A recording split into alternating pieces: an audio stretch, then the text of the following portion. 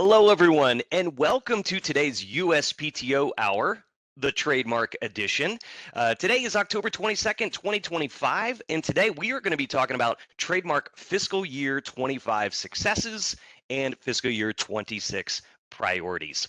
I'm Jason Lott, the Managing Attorney for Trademarks Customer Outreach, and today we have a full team of experts, some of our superstars here at the USPTO when it comes to trademarks. We have Dan Vavanese, Amy Cotton, Greg Dotson, and Tom Volchek. I'll give you some brief bios on those folks in just a second, but what we're going to do today is talk about all the great things that we were able to accomplish last fiscal year and talk about the great things we're going to accomplish this upcoming fiscal year. Before we dive in, just a couple of really quick housekeeping tips, especially for those of you who are not all that familiar with WebEx. So if you are interested in captioning, then we have that available. We have some human-generated captions that are available. In order to find those captions, just go down to the bottom right-hand corner of your screen. You're going to see a little bubble that says chat. Just open up the chat bubble, and there you will see that our captioner, Linda, is going to be doing some work today. You can just follow that link, and you will see her captions. The chat is also where you can communicate any technical problems that you're having with WebEx with our tech today, Amando. So just let him know if you're having an audio problem, a video problem. He'll do his best to troubleshoot as best he can. If you have any substantive questions, you can use the Q&A box. For those of you who are unfamiliar with where to find the Q&A in WebEx, I get it. It's not really visible right now. But what you do is go to the bottom right-hand corner. You're going to see three little dots. Just hit those three little dots. That'll open up the option for the Q&A. And that's where we're going to ask that you post your questions. We're not going to be responding in the moment with written responses to questions, but we are going to try to collect those questions, try to answer as many as we possibly can when we get to the end of today's presentation. And we're also going to be checking to see if any of you have sent in any questions through the USPTO Hour at uspto.gov mailbox. So if you have those substantive questions, we'd ask you to pop them into the Q&A. And even if we don't get to them today, we'll do our best, collect them, and try to address them at an upcoming USPTO hour. So, also, by the way, there should be a survey going out afterwards. So we'd ask you to keep an eye out for that. Please let us know how we're doing with our presentations and specifically with USPTO Hour. We always want to know if we're doing some things that you like and if there are things that you would recommend that we could improve for an upcoming USPTO Hour. We always want to hear that as well. So let's get started. Let's do a couple of little quick bios here, and then I'm going to get out of the way so we can move along to Dan and to the rest of the trademark executives. So with us today is Dan Vavanese. He is the acting commissioner for trademarks, and he serves as the primary agency official for trademarks, both domestically and internationally. He's responsible for all aspects of the trademarks organization, including policy, petitions, operations, register protection, and administration relating to trademark examination, registration, and maintenance. Also with us is Amy Cotton. She is the Deputy Commissioner for Trademark Examination Policy, and in this role, she oversees the Legal Policy Office, the Petitions Office and ID Class, as well as the Trademark Assistance Center, the Office of Trademark Quality Review and Training, the Trademark Law Library, Customer Experience, and Trademarks Customer Outreach. We also have with us Greg Dotson. He is the Deputy Commissioner for Trademark Administration, and his management responsibilities include oversight of the trademarks organization's IT capabilities, customer support, personnel, and financial planning. And of course, we also have with us Tom Volchek. He's the acting deputy commissioner for trademark operations. And in his role, he oversees the pre-examination, Madrid processing, examination support, intent to use, and post-registration units, as well as the bulk of the work that we do in the trademarks organization, which will be the law offices for examining attorneys. So we are very fortunate to have all four execs with us today, talking through the things that we did well last fiscal year and the things we're going to also do well upcoming in fiscal year 26. So I'm going to get out of the way, and Dan, let me turn it over to you. Good afternoon, everyone. Happy October. We had a very good year in trademarks. You know, we had a lot of challenges, and we've we met a lot of our goals. We exceeded a lot of our goals, and we put a lot of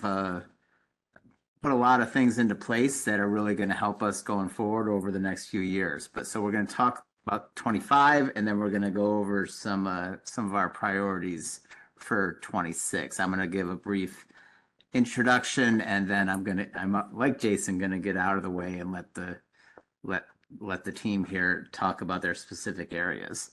I wanted to start by talking about our current staffing. You know, there were a lot of changes this year. We had a combination of retirements and resignations and some reassignments of employees within Trademarks.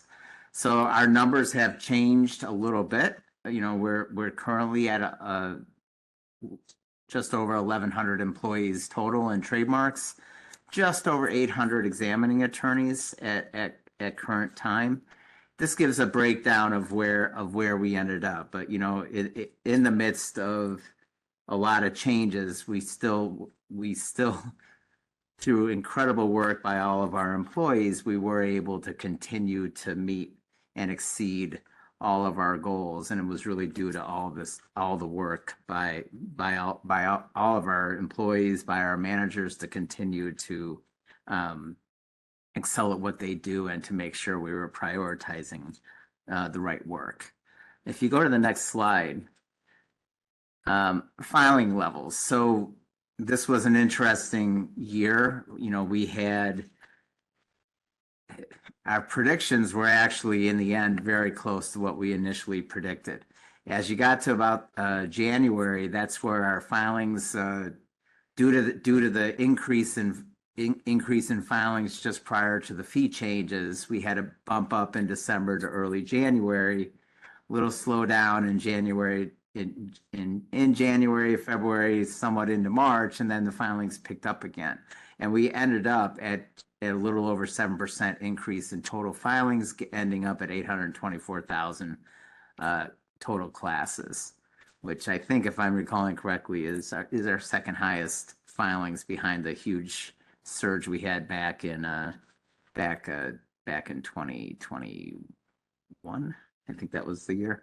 But anyways, so we had a very good, productive and year as far as filings were concerned. If you move to the next slide,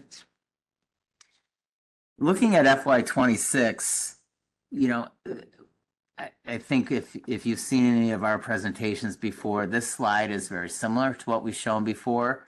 The priorities are pretty much the same, except for a new priority for simplified processes. But if I quickly go through these, and then I'll defer to the rest of the team to talk about their specific areas. Forge the path to 4. That is our pendency priority. That is to continue to lower our pendency. We got below six months for the average annual pendency for FY25. Our long-term goal is to get to 4 months. You know, our goal is to get to 4.5 months by 27 and 4 months by 28 as our long-term goal. Likewise, our long-term is for 9 months for disposal pendency, again, as the long-term goal. Conquer the 7 IT summits. Greg is going to go over this, but this is looking at all of our IT priorities, not only cloud, but our continuing to improve our systems and exploring AI opportunities. Escalate the fight versus fraud. In Amy's area, this is all about us continuing to streamline and get more efficient in our efforts to get fraudulent applications and registrations off the register. Simplify processes. This is the new priority I talked about, but this is really looking at all of our priorities and where we can simplify our workflows, the way we use our data to improve our processes. There's a lot of parts to this that are really covered in all the other areas. Elevate employee experience. I mentioned just a minute ago about, you know, the reason that we had all of our successes this year is because of our employees. And through all the challenges we've had, continuing to focus on our employees as our primary priority, and making sure that they have all the resources they need from us so that they can properly do their jobs and have the experience they need for the work that they do. Finally, Drive Quality 360. There's two parts to this. This is both quality in the applications coming in, and Amy's going to talk about what we've seen since the fee change and the introduction of TM Center, but also the quality of the work going out and making sure we are continuing to have a very, very good quality work product going out at all levels of the office, not just in the office actions, but at all levels. So that's a quick overview of the priorities. I'm going to kick this over to Tom to talk about pendency and productivity. Thanks, Dan. I do want to start this out by thanking all of our employees in Trademarks. We had a fantastic year as far as production and pendency is concerned, meeting our goals. A lot of hard work was done, a whole lot of it by a whole lot of people, the examining attorneys, their managers and senior attorneys, our folks in the academy and the trainers, professionals in trademark services, and those in policy and administration areas.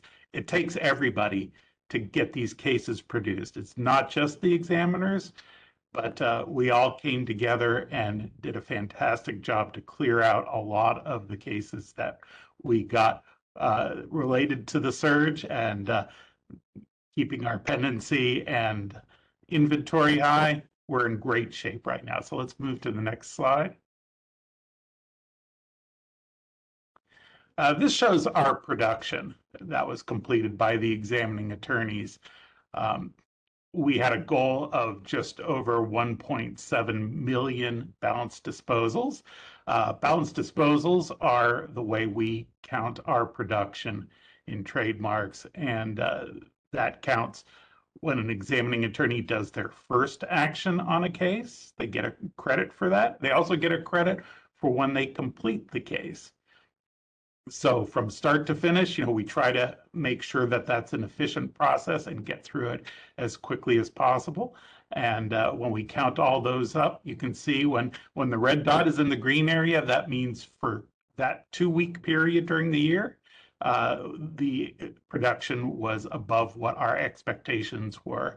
And we did that throughout just about every bi-week during the year. We ended up at over 1.85 million BDs produced. That was 8% above our goal. So that was fantastic. Let's go to the next one. And this illustrates our application inventory, the cases that have had no action taken on them yet by an examining attorney. And this goes back to fiscal year 2020. In the old days, we didn't have as many applications coming in. We didn't have that big an inventory. But starting in 2020, going into 2021, we had a huge surge of cases that made us grow the inventory. We couldn't keep up with it then. And eventually the filings calmed down a bit and we started getting our production up, trying to match that, get hiring going to try to meet that need. But we still peaked out in our inventory. In 2022, we had about 560,000 classes of work to be done. So we've been on a concerted effort to bring that down. And over the course of this year, we reduced the inventory by about 20% in just this past fiscal year alone, getting it in under 350,000 classes, which is just at the top of our target range. So that's where we're going to try to maintain it for now, somewhere near that area, but we still want to push it down more. Okay, we can go to the next one. Of course, with a smaller inventory, the result is lower pendency. And I can define these terms a little bit for those of you unfamiliar. First action pendency is our measure from the day you file until the day an examiner takes their first action on an application. Disposal pendency measures from the day of filing until the case is finished, which could be the date a notice of allowance is issued, or the case registers, or the case abandons. We average those days together for every application handled during the fiscal year to come up with our final number. So we not only met our goal for the year, which you could see was 6.7 months for first action pendency, 13 months for disposal pendency, but we also made it go down all year long. We kept finding ways to save time on cases. The more production we could do early on also has an impact on when cases get finished. So we tried to do as much as possible to make the process efficient and move our pendency numbers down. So next. So for FY26, we're going to be doing more of the same of what we've already been doing. We're going to continue to lower pendency and keep production at a high level by hiring additional examining attorneys, managing production incentives, improving our IT systems, and finding efficiencies in our processes. Next. With pendency, we took a steep dive to get to the point we're at right now, and we're going to continue to keep going a little lower. Our ultimate goal is to get to 4 months for first action pendency and 9 months for disposal pendency. For FY26, we're not going to do that all at once. We're aiming for 5 months on first action and 11 months on disposal pendency. Next. We also have a new measure we're going to be reporting out on, the Inventory Management Index. And it's pretty simple. It's the number of first actions that our examiners do minus the number of applications coming in. That number, if it's positive, that means we are reducing the inventory. If it's negative, that means we're growing the inventory. Sounds a little backwards, but we're going to have a positive number is a good thing. And our goal for this year is 30,000. That's well below what we got for the last 2 years, where we produced about 100,000 more cases. We did work on 100,000 cases more than the applications coming in. We expect that to moderate a little bit this year. Okay. And this is my final slide showing where we are on hiring. We are going to be hiring additional people this year. We have a class that is starting in less than 2 weeks. They will be coming in. We want to hire 70 during this next fiscal year. But you can see that the total number of examiners is only going to grow by a little bit. About 30 years ago, we hired a whole bunch of people, and it's about time for them to start retiring. So we're trying to stay ahead of that. Congratulations to them. People stay here a long time, but come 30 years, some of them are ready to move on. But so we will see many people leaving, but we're going to hire a little bit more than that, so we will be growing still. And I believe that is my last slide. So thank you very much. I'll turn it over to Amy. Good afternoon, everybody. I'm here to talk about 2 of our priorities, the fraud one and the quality one. We're going to start with the fraud one. Next slide. So the growth of the reporting of trademark scams to the USPTO is enormous, as you see here. So we have a mailbox, tmscams@uspto.gov, where we encourage victims of trademark scams to contact us. Let us know what they're experiencing, and if there's anything that we can do to help with whatever resources we have, we will do that. A lot of these folks want their money back, or they want us to go after the scammers with guns and badges, and we really can't do that. What we can do, though, is educate our victims and prospective victims about the scams that we're hearing about from our customers, put web pages up that warn, with warnings, all that sort of thing. And if there are applications that have been filed as part of a scam, or registrations that have issued that are part of a scam that are essentially invalid because they were invalidly filed with rule violations, with intent to circumvent our rules and the like, then we will address those through various processes that we'll talk about. But you can see here that we've definitely seen an increase in victim reporting. It could very well be because trademark scams are increasing, or it could very well be because we've done a much better job of reaching victims and letting them know what to do to contact us and giving them resources to deal with the scams that they're seeing. So it could be both. It could be one. I don't know, but we certainly have done a lot of work to try to reach out of our normal subscriber channels and reach out to prospective victims in as many ways as we can. We'll talk about that in a minute. Next slide, please. So these are our FY26 priorities, but a lot of these are really, a holdover from FY25 and what we were trying to do. What we're trying to do is clear the inventory, number one. What does that mean? Inventory for the fraud perspective is invalid applications and registrations that are sitting on the register and blocking good faith applications from moving forward because they've been cited under 2D as a potentially conflicting. So we need to get these invalid applications out of the way so that you guys can move forward in prosecution. And we have several ways that we can do that. We certainly, over the last 5 years, we've been very creative in how we do that. The number one thing that the tool that we use is the administrative sanctions program.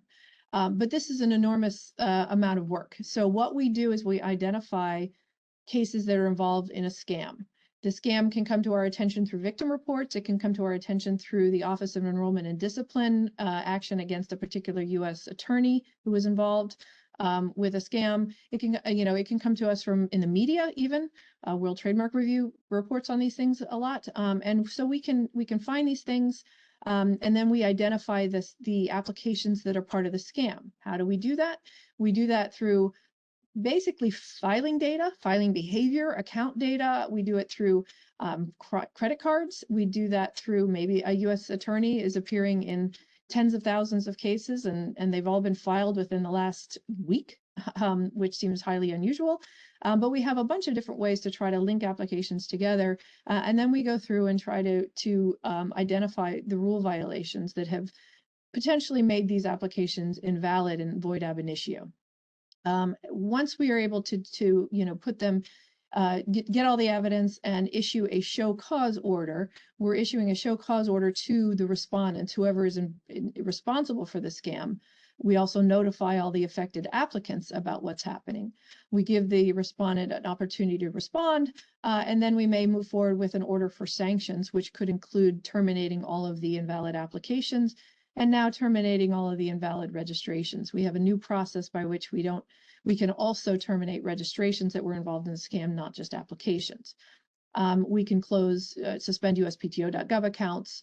We can prevent an attorney from appearing before us. We can prevent an applicant from appearing before us. So we have a bunch of different ways within the administrative sanctions process to remove these invalid applications and registrations. I'm pleased to report this past year, we were able to remove something around 52,000 invalid applications and registrations from the register and getting them out of their way. More to come. We're definitely going to be issuing more and more show cause orders as we develop our IT to match our goals. The other ways that we remove invalid applications and registrations from the register could be audit, the post-registration audit process. You may be aware that we used to have just random audits. So we would have, the computer assign randomly the audits the cases that the maintenance filings that we wanted to go through the audit process. Well, now we have the ability to directed audits. We can direct audit on certain cases that meet, criteria where we think that there's a scam involved. And so then we can send those through. That just happened this year, the directed audit implementation. So we're excited to see where that goes. Another way we reduce the number of reduce the number of invalid applications is misassignment. You may be familiar with this. If an application comes in and it does not meet filing date requirements, we will deny the serial number, we will deny the filing date. That is called misassignment. We are using that procedure now for invalid filings that come in the door where we have evidence up front that they were invalidly filed. Typically, this is in the attorney credential hijacking scam that we're seeing. So we've had cases where an attorney, their credentials was, I guess, probably scraped off of a bar website somewhere, and then used in many application filings at the USPTO. The attorney hears about it. Maybe they get a call from the applicant saying, "Why did you do this? I didn't ask for this," or whatever it is. The attorney calls the USPTO. We spring into action. We get a declaration from that attorney saying that they did not file these applications. And with that declaration, then we turn around and misassign the cases. We have misassigned 7,200 this year as part of the attorney credential hijacking scam. So those are our three different ways. Oh, and there's also, of course, expungement and reexamination. Those are other ways we remove registrations from the register that shouldn't be there because they're not in use for the goods and services that were claimed. We have been using the reexamination, director-initiated reexamination process that the Trademark Modernization Act provided. We've been using that to go after specimen farms. Specimen farms are those, websites that the e-commerce websites that just appear to be disparate goods with weird descriptions and you can't really buy anything on it. But those individual listings then are used in trademark applications to invalidly get trademark rights.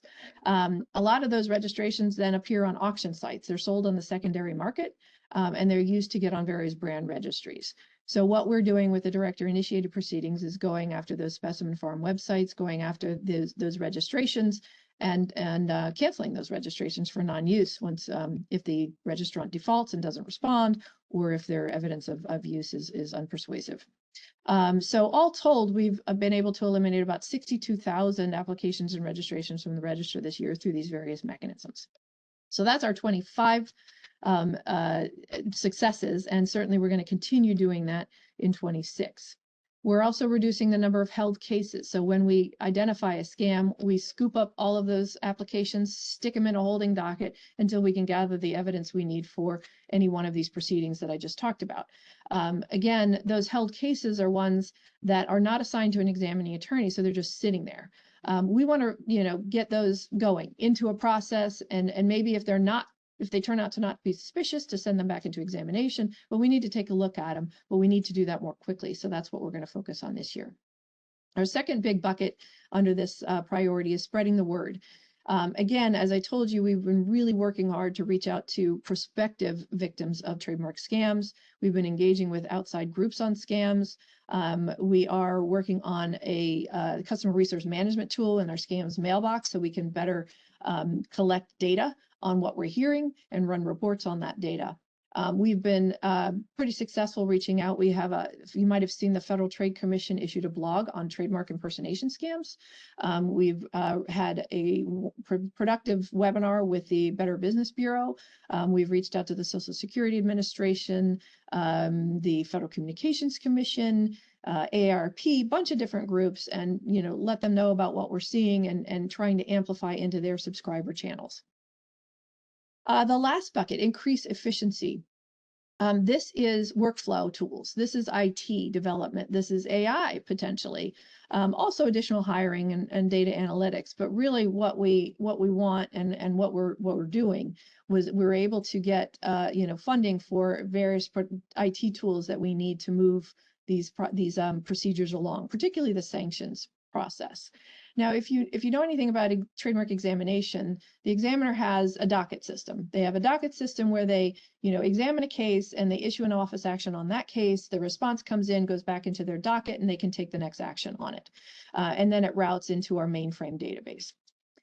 When you have a sanctions process, which has tens of thousands of applications, you can't use that examiner docket to issue these orders. You need a docket that can handle the bulk transactions and manage those effectively. Right now, we're all doing it through the TM policy mailbox. We're doing it with spreadsheets. We're doing it with lots of manual processes. And we want to automate those processes so we can do all of this faster, particularly the stuff I said at the beginning, reducing the number of invalid applications and registrations. We need these tools to move faster. And we're also looking at AI. How can that help us? We're developing an account monitoring system, a tool that will identify anomalies in filing behavior in USPTO.gov accounts. If all of a sudden an account is just just sending in, bulk tons of applications in a short amount of time. This tool will identify that, ping us, we can hit suspend and then take a look at what that account is doing. And if those filings actually turn out to be problematic, scoop them up, get them out of examination, and take a look at them with our register protection staff. We're also looking at a risk predictor. Is there a way that we can identify, the risk signals that we already see in applications and filing behaviors and accounts and all that sort of thing? And is there a way then that a risk predictor would tell us what risk of fraud a particular application poses? And then if it does, pose a significant risk at some set percentage level, then that is routed to the Register Protection Office, or it's routed into a slower track examination or something like that. We'll see what we think works best. But that's still something that we're in the dream stage, trying to figure out exactly what those risk predictors are and how it would work, and then how it would implement into our workflow.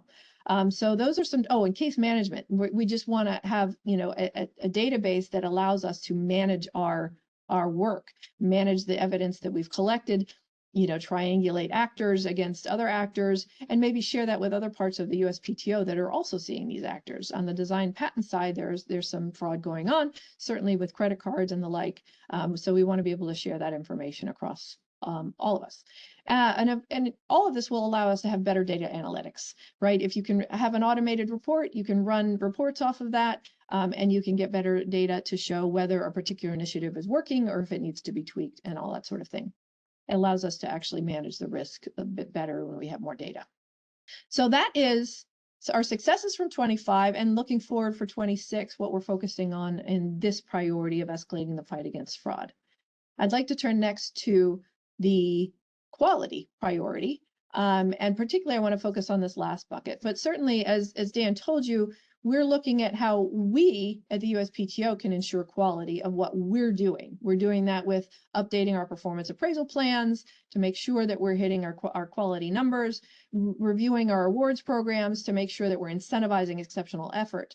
We're studying our quality management system to make sure that it's fit for purpose and best in class. We want to make sure that we are evaluating quality across the examination process and the maintenance process as best we can. And if we need to make tweaks, we can do that. But lastly, we're also looking at the incoming application quality, and that is on you, right? How do we make sure that you all are providing us the highest quality applications that you can, doing the work on your end, so that then it goes into examination more quickly. And there's, that we can keep pendency down if we have better quality coming in the door, and our examiners are having to do, less. Hey, you forgot this period. Hey, you forgot this. If there's a lot of that back and forth, it slows everybody down. So we want to make sure we have a higher application quality coming in. So what did we do over the last few years? Well, we've rolled out Trademark Center, and we rolled out the initial application forms in Trademark Center. And that was a significant amount of effort that we did. We certainly then, you all remember, January 18th, a new fee schedule went into effect. As part of Trademark Center, and we'll get to that in a minute. So that's certainly something that we've done in 2020, started in 23, but we've really been working up to it and rolled out in 25. And I want to show you some data on that in a minute. But also, yes, we are looking at AI tools at the front end to improve application quality. What tools do you all need to make sure that you're able to file the highest quality application possible? How do we make sure we have more pro se resources available so that we are not, getting an influx of emails or calls to the Trademark Assistance Center looking for information that's readily available on our website? And so we're really making sure we're going over all of our websites, web pages, to make sure that pro se resources are upfront, clear. And, a lot of pro ses tell us they just want to see the search button and they want to see the apply button. Okay, we'll give you the search button, we'll give you the apply button. We'll make it really clear where they are. And one of the reasons that we're putting a lot of effort into this is because we know, having lost probably 11 staff out of the Trademark Assistance Center over the last year, that our wait times are way up. We are aware of this. We're working very hard to figure out how to support TAC and make sure that folks who call in are getting the attention that they need. When you reach a tax specialist, you'll find them to be extraordinarily helpful. They are fantastic, and they know our resources, they know our processes, and they can certainly help. But getting to them is difficult. So if we can push more information out to you all, so that you don't even have to call TAC, that's what we want to do. Of course, we want to hire. We're in a bit of a hiring freeze right now, so we can't really rely on that avenue. So we're looking at other avenues that we can, and where AI can be helpful, we certainly are looking at that as well. But let me go back to Trademark Center briefly and tell you what we found when we implemented Trademark Center and the fee rule. Next slide, please. So this is what Trademark Center looks like. And right now, you've got the search, trademark search is in there. You've got the initial application forms are in there, and you've got a docket in Trademark Center. Eventually, all of the electronic forms will be out of T's and into Trademark Center. This will be your one-stop shop for everything trademarks, right? So this is where you're going to go. And eventually that docket is going to be your docket, tells you exactly what you are authorized to touch. It will be limited to whatever your role is. If you're an attorney, it has all of the files, or you're the attorney of record, or your firm is the attorney of record. And if you're an owner, it has only the files that you are the owner of. You won't be able to file forms on other people's applications. In other words, you won't be able to hijack anybody else. We see a lot of application hijacking or registration hijacking. So that's certainly a problem for us, and that's why you saw that form authentication process that we implemented on the forms that were most commonly used for attorney credential hijacking. Application hijacking. So we were definitely trying to minimize application hijacking, and our eventual goal is to eliminate that entirely by having role-based access controls in your docket, which would be in Trademark Center. So that's just a preview, but certainly over the next year, we will be putting all of our electronic forms into this system. And when you want to know what enhancements we've made to Trademarks Center, go to the new features. You see the little arrow I have on the bottom left of the screen? Go to the new features and find out what we've done. Say, hey, I really want this feature. Go see if we've already done it and you just missed it. And if you don't see it, when you click through into the apply to register a trademark, there is a feedback button on the right side of your screen. Click that feed button. It sends us an email. And my friend Jason, who introduced this whole thing, he's monitoring that, and he knows exactly what you're talking about. And then he can then prioritize whatever enhancements you're talking about and talk to the developers. What do we need? What do our customers want? And the more emails we have from our customers demanding a particular change, the more that the developers are able to move that change enhancement, whatever it is, up to the top of the list. So use the feedback and get to us the features that you would like to see. Okay, so we rolled out Trademark Center at the beginning of this year in January. Next slide.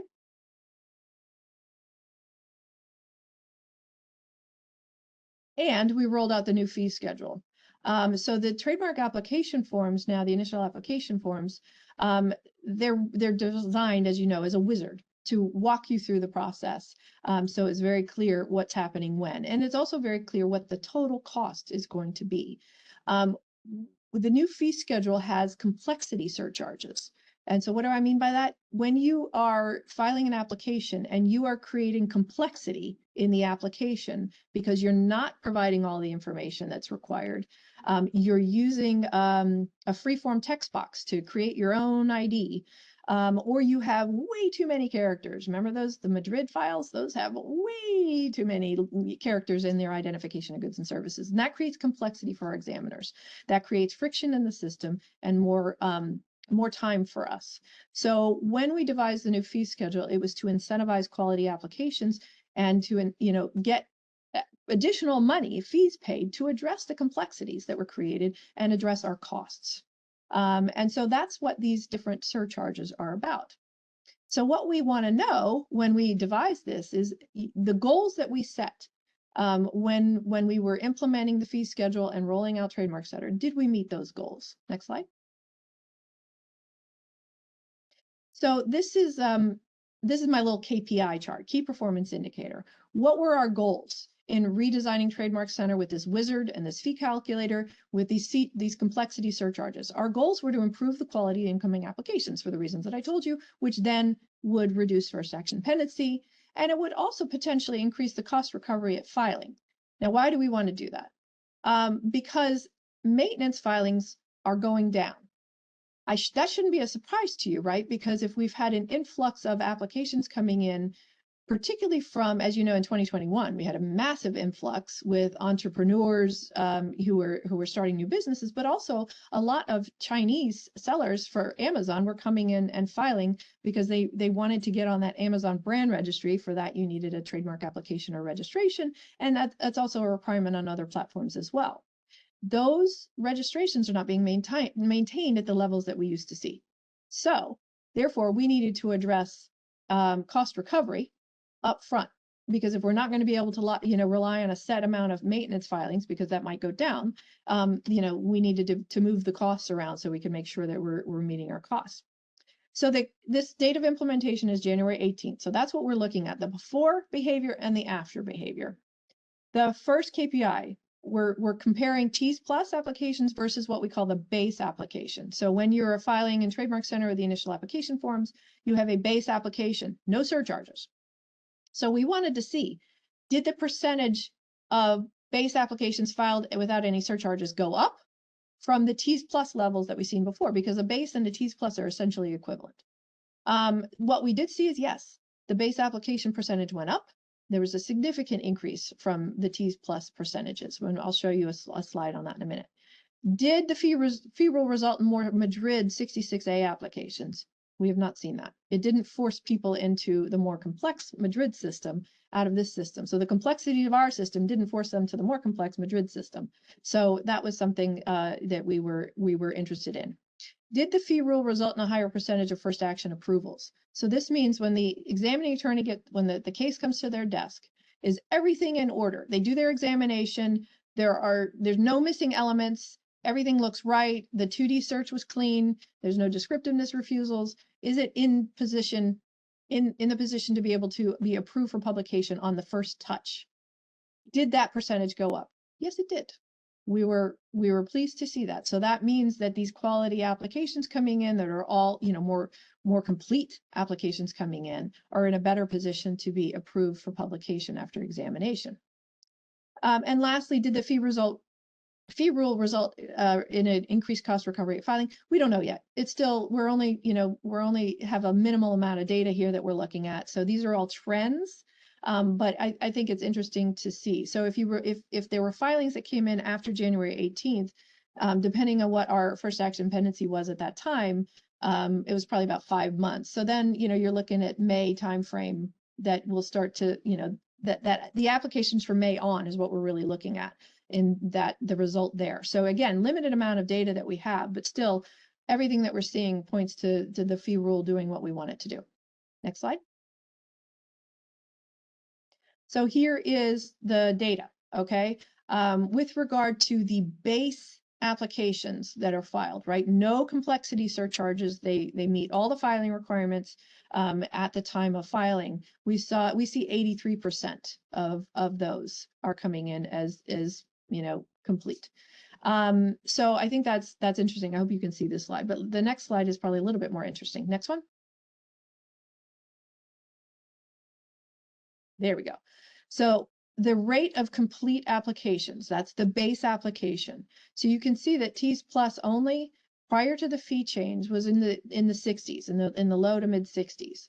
We're up at 83% for the base only. So right there, we've seen a 20%-ish jump in complete applications coming in the door, which again makes our examination more efficient and presumably faster, right? We can get these applications through. So we think that this certainly helped with our pendency this year. Certainly one of several factors, but so very helpful here. Next slide. The other thing is that I wanted to talk about is the length of identifications. We've been watching the length of identifications increase for probably now 15 years, getting longer and longer. And it's not just Madrid, it's everybody, right? Everybody's getting longer and longer IDs. That means more examination time. That means more complexity, right?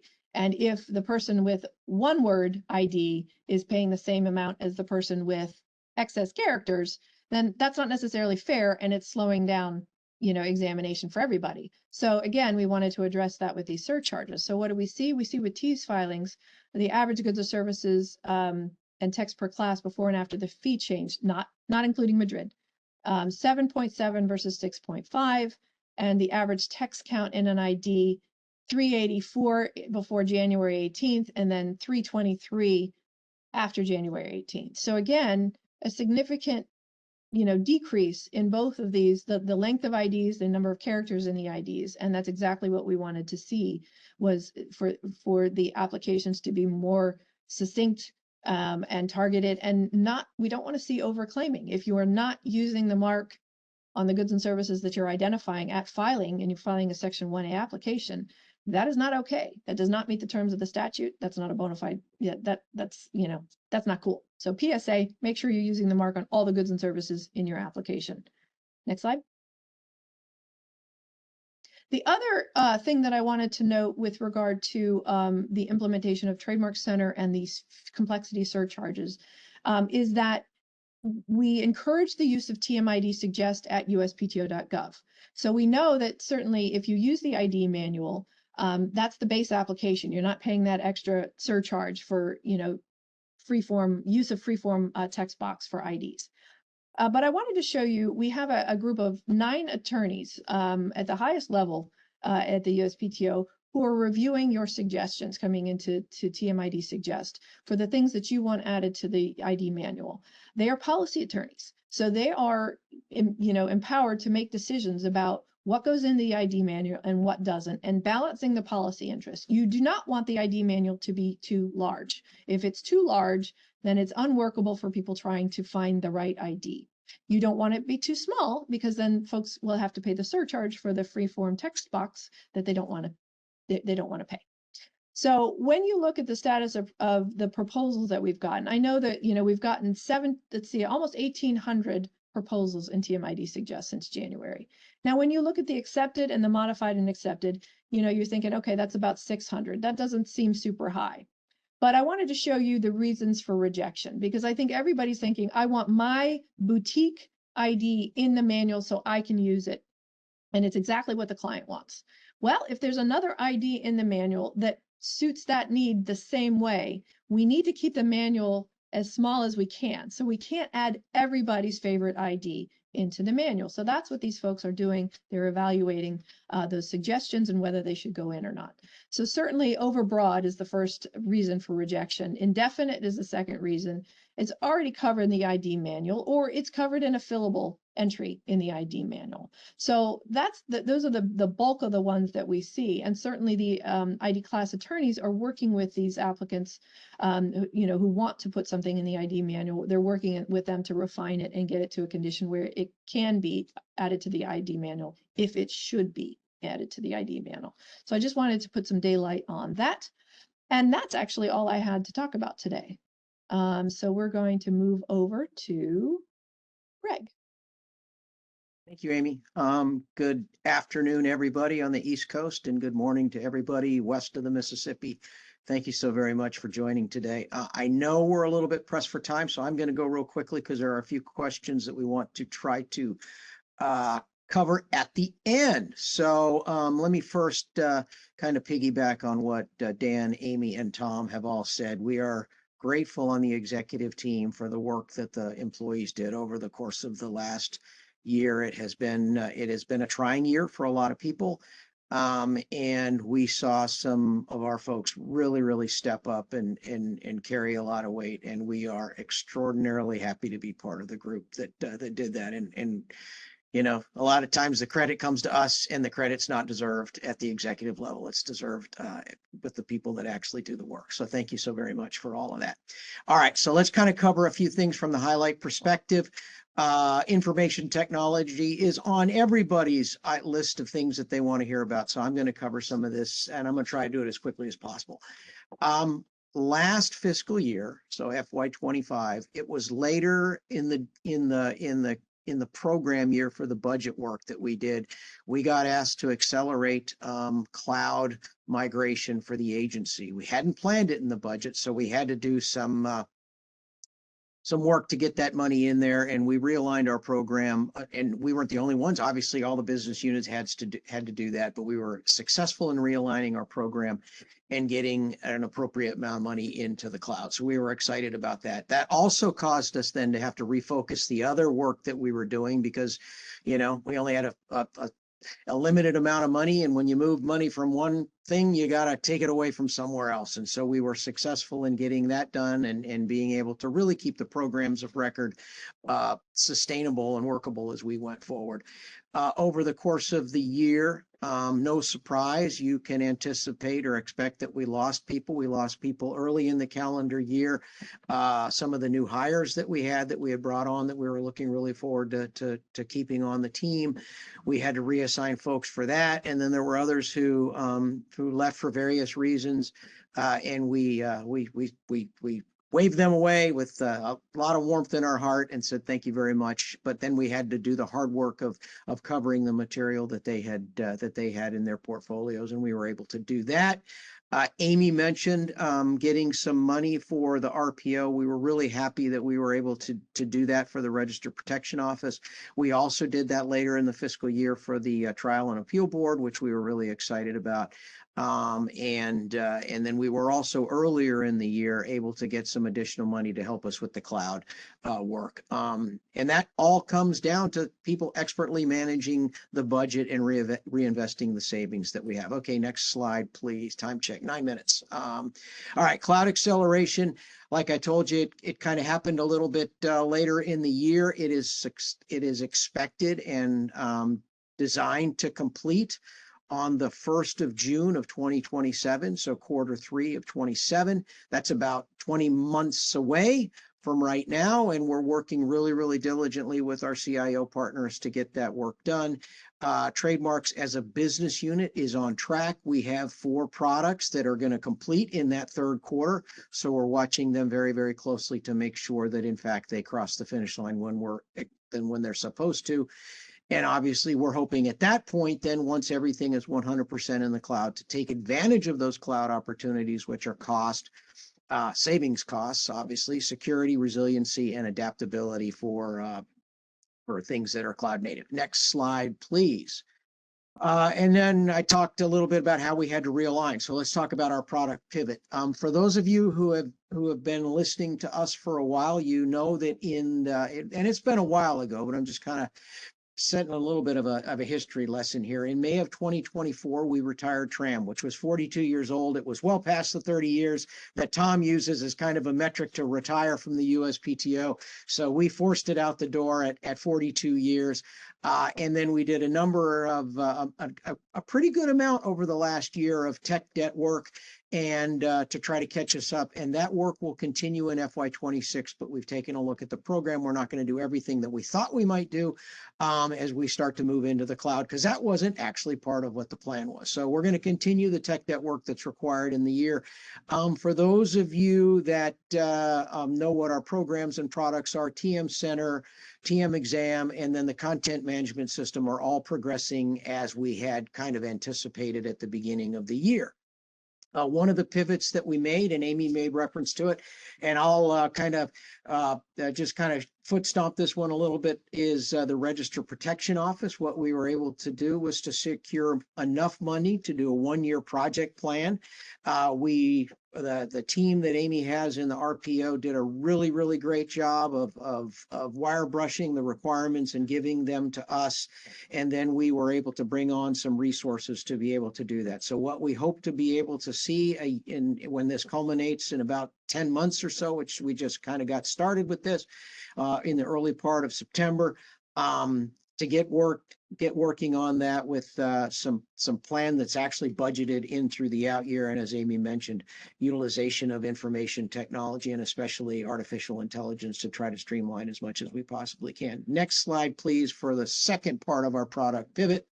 Talked about TTAB. For those of you that take cases up to the TTAB, what we were able to do is build a 2-year plan And that's going to significantly accelerate some of the business value capabilities that were, and in some cases, not going to land with the TTAB until after 2030, believe it or not. So we were able to bring a bunch of capabilities to the left. A significant number of Excel-based processes are now going to be built with more user-friendly interfaces and some different interaction and connectivity issues that we wanted to solve. So we're going to bring those to the TTAB earlier. And for those of you practitioners out there who use the board in your practice, I think you're going to see some significant improvements in the way that that process works. And then finally, Trademark International, otherwise known affectionately as Madrid. We're going to focus on modernization and building quality capabilities. We had kind of built around Madrid. It's a really important capability, but we kind of built a lot of stuff around it. We're going to focus some work on it. And I want to applaud the team who is working as part of our ops and policy group that is bringing Madrid e-file, which you're going to hear more about in the future. Our direct connection to the World Intellectual Property Office's International Bureau. That's what that alphabet soup of acronyms right there in the middle is. To get them to allow us to connect directly to their system as opposed to working through ours. And the IT part of that, just the IT part, is going to be ready in December. There's a lot of additional work that needs to go on, but we're going to be kicking the tires of the IT and beta testing it and doing some other works. And hopefully we'll be able to get that to our customers really soon. Next slide, please. And I think it's my last slide and my favorite slide, because this is the thing that really excites us geeks in the IT business, is artificial intelligence. So, leveraging the direction that we got in the executive order right there, removing barriers to American leadership in artificial intelligence, we took that and we ran with it. That gave us some runway, and we're going to use it. We have an AI action plan that we've socialized both with the business unit and with the Undersecretary's office. Had roughly 24 different initiatives on it, some of which were really AI and others were supporting activities to kind of help us bring AI into the fold. And now what we're doing is we've kind of parsed that out, and now we're building a strategic plan to try to be able to implement that AI in a smart and useful way. Some of the things that you're going to see in the near term as successes is we're going to put some capability in TM Center with some work on design codes, pseudo marks, classification, mark description, some things like that right now are part of the process that we have our pre-exam team working on. We're going to take a look at doing some automation there and really kind of making that a more seamless kind of experience between TM Center and then TM Exam once it gets inside of the workflow process. For those of you that have been part of this process for years, or part of, a customer for years, you'll know that in early 2020, and just right as the pandemic started, we had an image search program that we were working on. We had actually selected a vendor. We were just in the process of some early beta testing. We had to kind of take that off the books and put that into the hopper and wait until the pandemic ended. And then we went into tram retirement, and now we're doing cloud. So we've kind of not been able to resurrect that. Well, we've been able to find an opportunity with this new executive order. So we're looking at reinitializing that and reimagining where it is, because technology has certainly changed in the last several years. And we're going to look at bringing that on. And as Amy mentioned, with the application portion, is trying to do the best that we possibly can to give you the capabilities at the front end to give us the best application that you can import into the system. And of course, one of the things that we want to try to do is a more capable virtual assistant, so the web pages make even more sense to you. And we're going to try to rename that thing too from virtual assistant, which isn't cool, but we're going to get something else going, and hopefully that'll help you. Internal efforts. Just some of the basic blocking and tackling that we have to do in the beginning. We're going to look at automating some of that work. And then research assistance and examination. We call this AI assisted examination. We're looking at really trying to help that process out as best we can. And then more news on this, because I've got a minute to go. risk assessment, improper behavior, and anti-fraud efforts. We're looking at creating an enterprise for that can really kind of help get our eyes on the things that we need to get our eyes on. And with that, I will stop talking. I know we're right at quitting time, but Jason, back to you, sir. All right. Well, thank you very much, Greg. And we are at time. Well, we might have nope, we have 0 seconds. Okay, but I tell you what, before we get out of here, we can hit a couple things very, very quickly. So one of the things is one of you, Tim, had asked some questions about AI, integration of AI. You've heard a little bit about that today. I think the quick answer is we're not necessarily replacing humans with AI. We're using AI to support the humans. So very quickly though, let me hit a question from Allison. Tom, this one's going to come to you. Allison would like to have a little bit more information about ways that we've been able to, quote, save time on applications. Could you maybe give a couple of sentences here for Allison on how we've been able to do that?